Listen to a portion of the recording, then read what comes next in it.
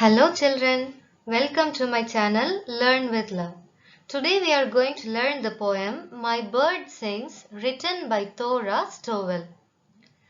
Thora Stowell was a popular children's poet and author, and she wrote from 1923 and 1938. Before we start, let me ask you a question. How would you feel if you were put in a cage for life? Do you think birds would also feel the same way we do?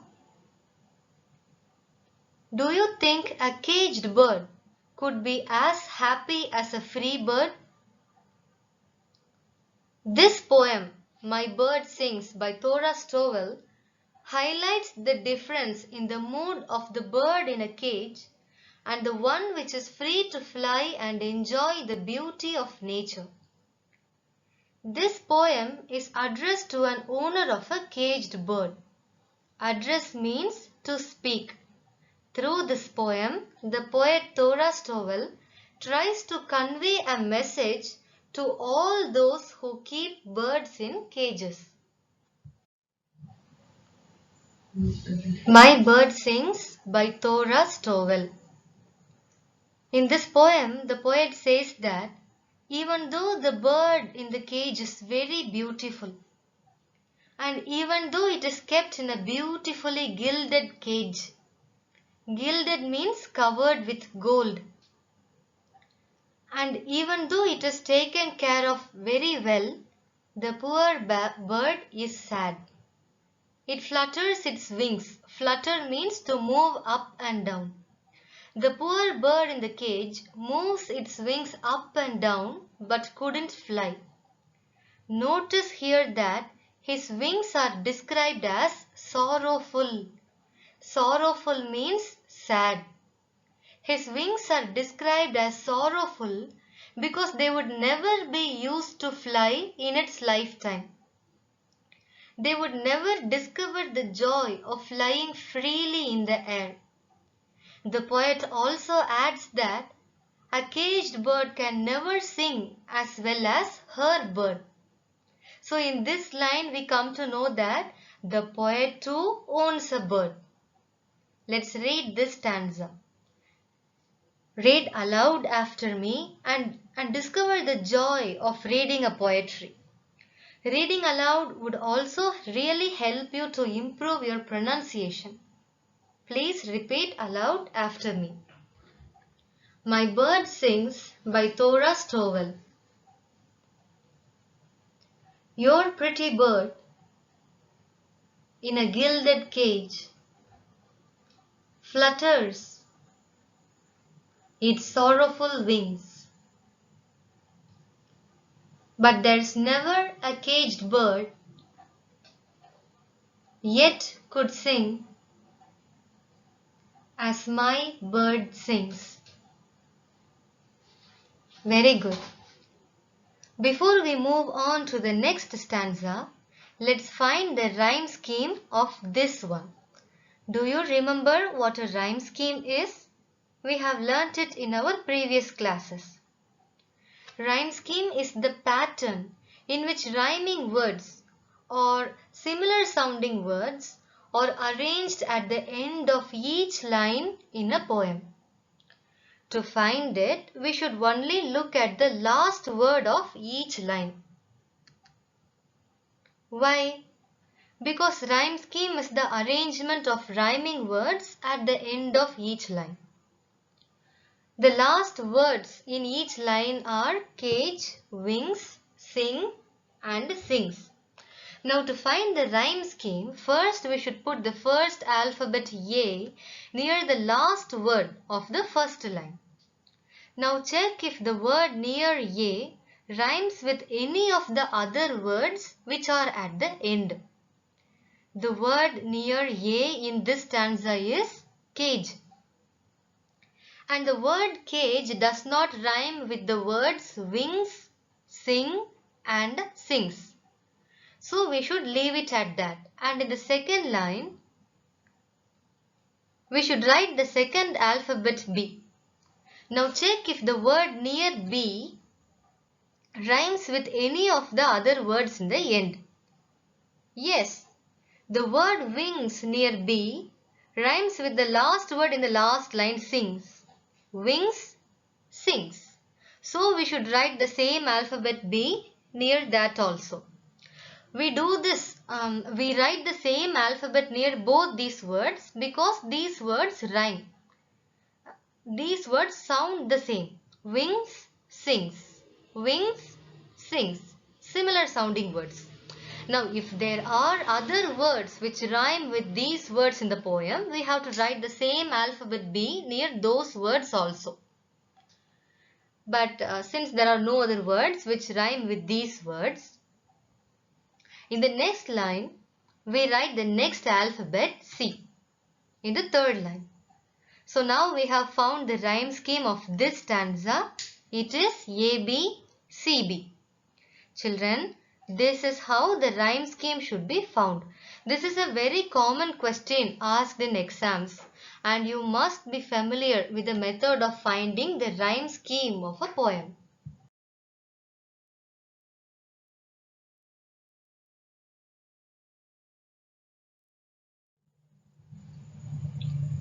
At the end of the first stanza, we come to know that the speaker too owns a bird. And in the second stanza, she describes her bird. She says that her bird is small and brown in color. It is also wild and shy. You must have heard this word wild quite often in your science class. The opposite of wild is domestic. Wild means to grow and live in its natural environment without being taken care of by human beings. Flowers that grow on roadside are called wild flowers because no one planted or watered them. They just grow on their own. And the poet's bird is a wild bird, which is free to build its own nest and thrive. Thrive means to grow and develop well. The poet tells the owner of the caged bird that his poor bit thing behind the bars was only half alive. Bit means a part of something. Here the author describes the caged bird as poor bit thing because it is not allowed to live its life to the fullest. It must live its entire life behind the bars of his cage. Children, a bird is meant to fly, but a caged bird would never fly. It is only partly living its life. It is only half alive. Let's read together. He is little and brown and wild and shy, but free to build and thrive. Your poor bit thing behind its bars is only half alive. Children, look at the third line. Your poor bit thing behind its bars. In this line, more than one word begins with the same consonant sound. The words bit, behind and bars begin with the consonant sound B. So can you guess what is the figure of speech used in this line? It is alliteration. In a poem, when more than one word begins with the same consonant sound, then the literary device used in that line is alliteration.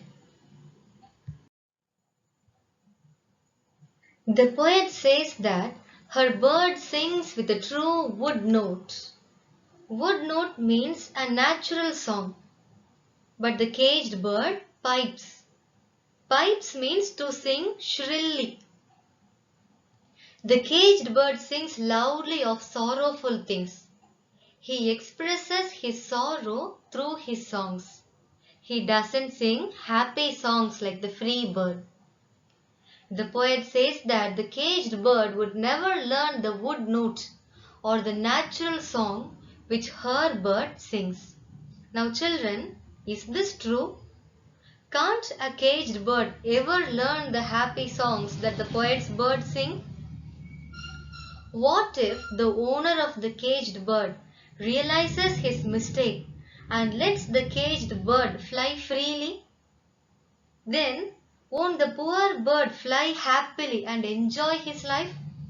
Won't he too learn the happy songs and live happily ever after? Sadly, my kids, the answer is no. You see, a bird which has been kept in a cage for a long time wouldn't have the skill to survive in the wild. It wouldn't have the skill to survive in the real world. It wouldn't know how to escape from its enemies because it wouldn't have had any training before. It wouldn't know where to find food and water, and it wouldn't even be able to fly well since it would never have flown before. So it would starve and die. It would suffer without food and die, or it would be killed and eaten by other animals or birds. So children, what is the right thing to do? You see, we should not support traders who sell caged birds. When we stop buying from them, then they will be forced to stop selling them because they will not have anyone to sell these caged birds to. Let's read the stanza. Repeat loudly after me. My bird sings out with a true wood note. Yours pipes of sorrowful things. And never now may he learn the song that my bird sings. The poet adds that the free bird would wheel or fly round and round in circles in the sky, and it would just soar or fly high in the air with the sun shining on its wings. But a bird in a cage will never experience all that. It would only be a crippled thing. To be crippled means to be unable to walk or move properly. Even though the caged bird has perfectly fine wings and legs, it would never fly or hop in its life. It would have to stay in the same place as if it were crippled. Let's read aloud. Never now may he wheel and soar with the sunshine on his wings. Oh, a bird in a cage is a crippled thing, but my bird sings. In this stanza also, children, look at the third line.